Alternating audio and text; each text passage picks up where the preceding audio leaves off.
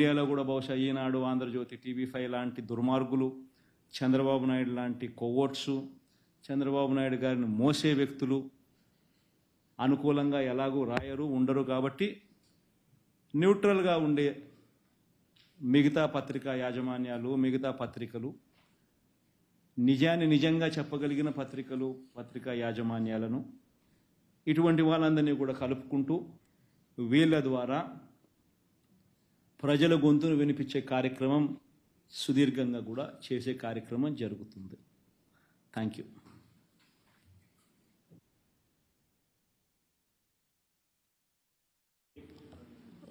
Sir, one question. Chandrababu Naidu has compared you to Pablo Escobar. So what's your? I didn't get your point. Could you repeat it? Sir, Chandrababu Naidu yesterday, compared yourself to Pablo Escobar, the Russian drug lord. So what's your say about that? Colombian. What is his name? Pablo Escobar. What is it? Pablo Escobar. What? Pablo Escobar. Pablo, sir. Pablo. So he's more of a Colombian drug lord, sir. Is he Chandrababu's friend? That he knows his name so well. He must be, otherwise I don't know his name itself. And on the other hand, Chandrababu Naidu is repeatedly speaking of a particular person. And also must be. Sir, In fact, since you are in Andhra Pradesh, you know who is the mafia and who is doing what.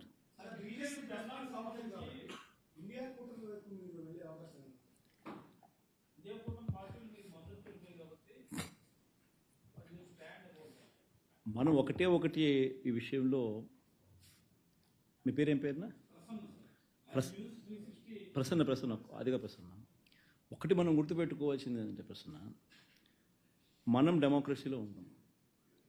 జరుగుతూ ఉన్న అన్యాయం గురించి, జరుగుతూ ఉన్న విషయాల మీద సాక్ష్యాధారాలతో సహా, అంటే ఫోటో గ్యాలరీ ఆర్గనైజ్ చేసి, వీడియో క్లిప్పింగ్స్ కూడా ఆర్గనైజ్ చేసి, ఈ ఫోటో గ్యాలరీ ద్వారా, వీడియో క్లిప్పింగ్స్ ద్వారా ఢిల్లీలో ఫోటో గ్యాలరీ ప్రొటెస్ట్ ఆర్గనైజ్ చేసి, ఇవన్నీ కూడా డిస్ప్లే చేసి అన్ని పార్టీలను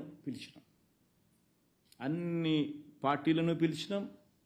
వాళ్ళ పార్టీలకు సంబంధించిన రిప్రజెంటేటివ్స్ వచ్చి సపోర్ట్ ఇవ్వమని చెప్పి, వాళ్ళనే చూడమని చెప్పి, చూసిన తర్వాత కన్విన్స్ అయిన తర్వాత గలం విప్పమని చెప్పి అందరినీ రిక్వెస్ట్ చేసినాం. సిమిలర్గా ప్రతి మీడియా హౌస్ను పిలిచినాం.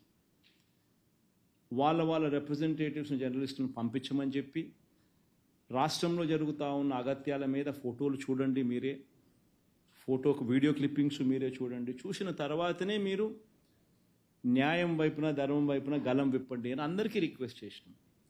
చేసిన తర్వాత కొన్ని పార్టీలు వచ్చాయి. నువ్వు చెప్తా ఉన్న ఇండియా కూటమికి సంబంధించిన పార్టీలు, మిగతా పార్టీలు వచ్చాయి, కాంగ్రెస్ పార్టీ రాలా. కాంగ్రెస్ పార్టీ ఎందుకు రాలేదు అని కాంగ్రెస్ పార్టీని అడగాల. చంద్రబాబు నాయుడుకు వాళ్ళకు ఉన్న సంబంధాలు ఏమిటి అని కాంగ్రెస్ పార్టీని అడగాల. రేవంత్ రెడ్డి ద్వారా చంద్రబాబు నాయుడు ఏ రకంగా కాంగ్రెస్ పార్టీ పెద్దలతో కాంటాక్ట్ మెయింటైన్ చేస్తూ ఉన్నాడని కాంగ్రెస్ పార్టీని అడగాల.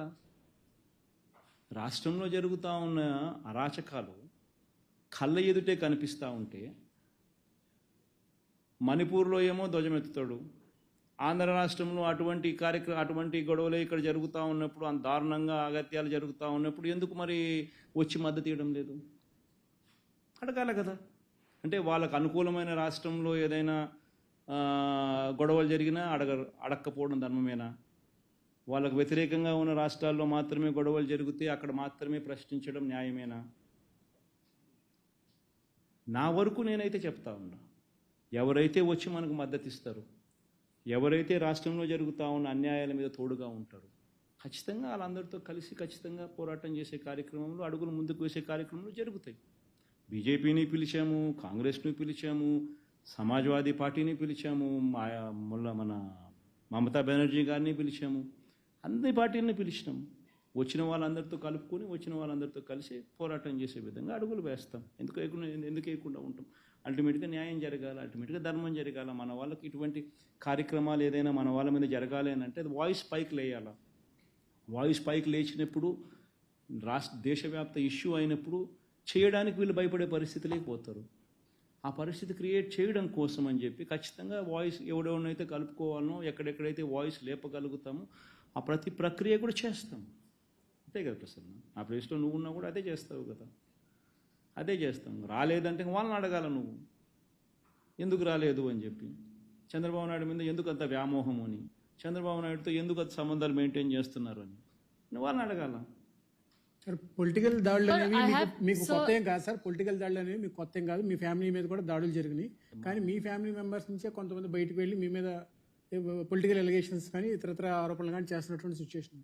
దీన్ని మీరు ఎలా ఓవర్కమ్ చేయగలుగుతారు? ఈ టాపిక్ మనమే డైవర్ట్ చేయడం ఎందుకు? అసలు జరిగేది ఏంది నేను చెప్పేది. రాష్ట్రంలో 50 రోజుల నుంచి మీరు అంతా చూస్తూనే ఉండరు. ఏం జరుగుతూ ఉందో మన కళ్ళ ఎదుటే కనిపిస్తూ ఉంది. 50 రోజులు నిజంగా ఈ మాదిరిగా కార్పొరేటర్ను మొన్న ఏమైనా చూస్తూ ఉన్నాను. ఇక్కడ న్యూజివీడ్ కార్పొరేటర్ను యూట్యూబ్లో సోషల్ మీడియాలో కనిపిస్తూ ఉంది. ఆ పిల్లడు పరిగెత్తాడు, కౌన్సిలర్ పరిగెత్తాడు, వెనక కత్తి తీసుకొని పొడిచేదానికి ఇంకొకటి పరిగెత్తాను కనుక. మన రషీద్ అనే మన వెనుకొండలో పిల్లోని ఏకంగా కత్తి తీసుకొని సోషల్ మీడియాలో కనిపిస్తుంది వీడియో క్లిప్పింగ్. దారుణంగా నరుకుతూ ఉన్నారు. ఎక్కడ చూసినా ఈ రెడ్ బుక్ పేరుతో హోర్డింగ్స్, ఎక్కడ చూసినా లోకేష్ అనే వ్యక్తి ఎక్కడ చూసినా పెట్టున్నాడు. మన కళ్ళ ముందునే కనిపిస్తూ ఉంది. నేను వెనుకొండలో మన ఏఎంసీ చైర్మన్ కారులో వస్తూ ఉంటే కారు ఆపి ఏ రకంగా కాళ్ళు చేతులు రెండు కూడా ఎరగొట్టి సర్జరీ జరుగుతూ ఉంది. పరిస్థితి చనిపోయినాడని చెప్పి వదిలేసిపోతే మన కళ్ళ ముందునే కనిపిస్తూ ఉండే. ఇవన్నీ మన కళ్ళ ఎదుటే ఇటువంటి ఘటనలన్నీ కూడా జరుగుతూ ఉన్నట్టుగా కనిపిస్తూ ఉన్నప్పుడు మనం ఏం చేయాలి తోటి మనిషి కింద? ఈ పొద్దు ఈ మనిషికి జరుగుతూ ఉంది, రేపు పొద్దున ఇలాగే దాన్ని వదిలేసినాం అని అంటే లాలెస్నెస్ ఉండదు. లాలెస్నెస్ పెరిగిపోతా పోతుంది.